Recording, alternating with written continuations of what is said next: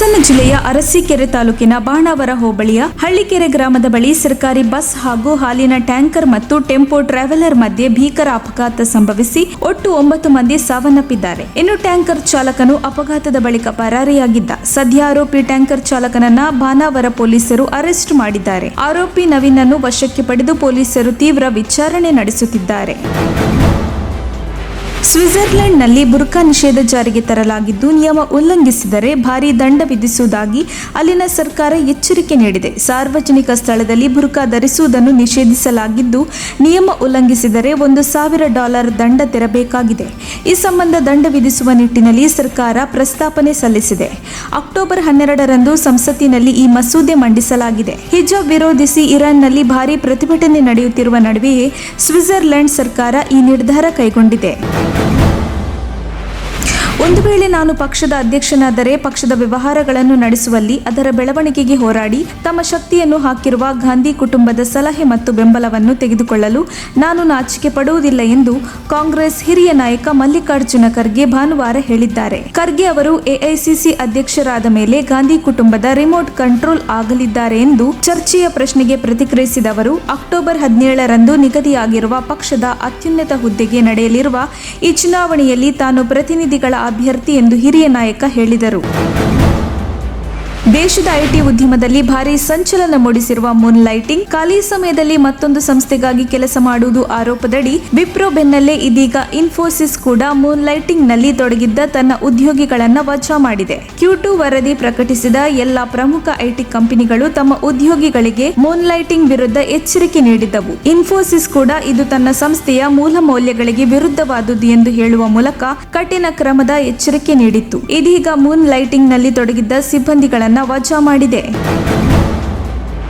ರೂಪಾಯಿ ಮೌಲ್ಯ ಕುಸಿಯುತ್ತಿದೆ ಎಂದು ನನಗೆ ಅನಿಸುವುದಿಲ್ಲ, ಆದರೆ ಅಮೆರಿಕದ ಡಾಲರ್ ಬಲಗೊಳ್ಳುತ್ತಿದೆ ಎಂದು ಕೇಂದ್ರ ಹಣಕಾಸು ಸಚಿವೆ ನಿರ್ಮಲಾ ಸೀತಾರಾಮನ್ ಅವರು ಶನಿವಾರ ಹೇಳಿದ್ದಾರೆ. ಡಾಲರ್ ಮೌಲ್ಯ ನಿರಂತರವಾಗಿ ಬಲಗೊಳ್ಳುತ್ತಿರುವುದನ್ನು ನೋಡುತ್ತಿದ್ದೇನೆ. ಆದ್ದರಿಂದ ನಿಸ್ಸಂಶಯವಾಗಿ ಡಾಲರ್ ಬಲವರ್ಧನೆಯಾಗಿರುವುದರಿಂದ ಇತರ ಎಲ್ಲ ಕರೆನ್ಸಿಗಳು ಕಳಪೆಯಾಗಿ ಕಾರ್ಯನಿರ್ವಹಿಸುತ್ತಿವೆ ಎಂದು ಸೀತಾರಾಮನ್ ಹೇಳಿದರು.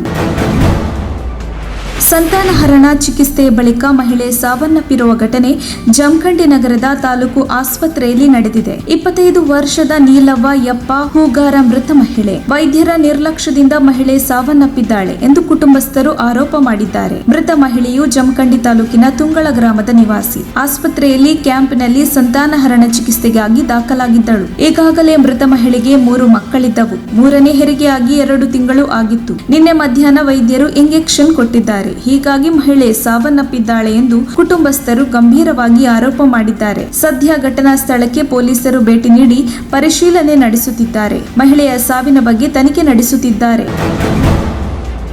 ಮುರುಘಾ ಮಠಕ್ಕೆ ನೂತನ ಉತ್ತರಾಧಿಕಾರಿಯ ನೇಮಕ ಆಗಿದೆ. ಬಸವ ಪ್ರಭು ಶ್ರೀಗಳನ್ನು ಪ್ರಭರ ಪೀಠಾಧಿಪತಿಯಾಗಿ ಅಧಿಕೃತವಾಗಿ ನೇಮಕ ಮಾಡಲಾಗಿದೆ. ಶಿವಮೂರ್ತಿಗಳ ವಿರುದ್ಧ ಪೋಕ್ಸೋ ಪ್ರಕರಣ ದಾಖಲಾಗಿದೆ. ಹೀಗಾಗಿ ಅವರನ್ನು ಮುರುಘಾ ಮಠದ ಪೀಠಾಧ್ಯಕ್ಷ ಸ್ಥಾನದಿಂದ ಕೆಳಗಿಳಿಸಬೇಕು ಎಂಬ ಒತ್ತಡ ಜೋರಾಗಿತ್ತು. ಈ ಹಿನ್ನೆಲೆಯಲ್ಲಿ ಮುರುಘಾ ಮಠದ ಆಡಳಿತ ಮಂಡಳಿ ಜೊತೆ ವೀರಶೈವ ಸಮಾಜದ ಮುಖಂಡರು ಸಭೆ ನಡೆಸಿದ್ದರು. ಸಭೆಯಲ್ಲಿ ಚರ್ಚೆಗಳು ನಡೆದ ಬಳಿಕ ಮುರುಘಾ ಮಠದ ಆಡಳಿತ ಸಲಹಾ ಸಮಿತಿ ಸದಸ್ಯ ಜಿತೇಂದ್ರ ಅವರು ಬಸವ ಪ್ರಭು ಶ್ರೀಗಳ ಪ್ರಭಾರ ಪೀಠಾಧಿಪತಿಯಾಗಿ ನೇಮಕ ಮಾಡಿ ಆದೇಶ ಹೊರಡಿಸಿದ್ದಾರೆ.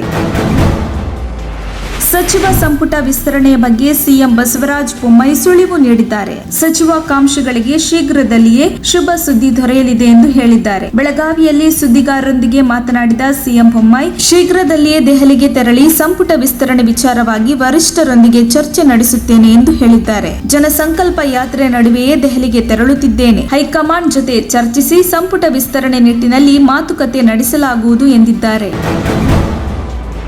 ಇಡೀ ರಾಜ್ಯವನ್ನೇ ಬೆಚ್ಚಿ ಬೀಳಿಸಿದ್ದ ಪಿಎಸ್ಐ ನೇಮಕಾತಿ ಹಗರಣಕ್ಕೆ ಸಂಬಂಧಿಸಿದ ಎಲ್ಲಾ ದಾಖಲೆಗಳನ್ನು ಸಲ್ಲಿಸುವಂತೆ ಎಸಿಎಂಎಂಗೆ ವಿಶೇಷ ನ್ಯಾಯಾಲಯ ನಿರ್ದೇಶನ ನೀಡಿದೆ. ಪೊಲೀಸ್ ಸಬ್ ಇನ್ಸ್ಪೆಕ್ಟರ್ ಪಿಎಸ್ಐ ನೇಮಕಾತಿ ಹಗರಣಕ್ಕೆ ಸಂಬಂಧಿಸಿದಂತೆ ಭ್ರಷ್ಟಾಚಾರ ನಿಯಂತ್ರಣ ಪಿಸಿ ಕಾಯ್ದೆಯ ವಿವಿಧ ಸೆಕ್ಷನ್ಗಳನ್ನು ಸೇರಿಸಿರುವುದರಿಂದ ಪ್ರಕರಣಕ್ಕೆ ಸಂಬಂಧಿಸಿದ ಎಲ್ಲ ದಾಖಲೆಗಳನ್ನು ವರ್ಗಾಯಿಸುವಂತೆ ಬೆಂಗಳೂರಿನ 1ನೇ ಹೆಚ್ಚುವರಿ ಮೆಟ್ರೋಪಾಲಿಟನ್ ಮ್ಯಾಜಿಸ್ಟ್ರೇಟ್ ನ್ಯಾಯಾಲಯಕ್ಕೆ ಪಿಸಿ ಕಾಯ್ದೆ ಅಡಿ ಸ್ಥಾಪಿಸಲಾಗಿರುವ ವಿಶೇಷ ನ್ಯಾಯಾಲಯವು ಆದೇಶಿಸಿದೆ. ಬೆಂಗಳೂರಿನ ಅರಮನೆ ಮೈದಾನದಲ್ಲಿ 2022ರ ಸಾಲಿನ ಒಳನಾಡು ಮೀನು ಉತ್ಪಾದಕರ ಸಮಾವೇಶ ನಡೆಯಿತು. ದೀಪ ಬೆಳಗುವುದರ ಮೂಲಕ ಮೀನಿನ ಮರಿಗಳು ನೀರಿಗೆ ಬಿಡುವ ಮೂಲಕ ಸಮಾವೇಶವನ್ನು ಮುಖ್ಯಮಂತ್ರಿಗಳು ಚಾಲನೆ ನೀಡಿದರು. ಬಳಿಕ ಕಾರ್ಯಕ್ರಮವನ್ನು ಉದ್ದೇಶಿಸಿ ಮಾತನಾಡುವ ವೇಳೆ ಸಚಿವ ನಾಗೇಶ್ ಅವರು ವೇದಿಕೆಯ ಪಕ್ಕದಲ್ಲಿದ್ದವರ ಜೊತೆ ಮಾತನಾಡುತ್ತಿದ್ದರು. ಈ ವೇಳೆ ಸಚಿವರ ಮೇಲೆ ಸಿಟ್ಟಾದ ಸಿಎಂ ಬೊಮ್ಮಾಯಿ, ನಿನಗೆ ಮಾತನಾಡಬೇಕಂದ್ರೆ ಹೊರ ಹೋಗಿ ಮಾತನಾಡು ಎಂದು ಕ್ಲಾಸ್ ತೆಗೆದುಕೊಂಡರು.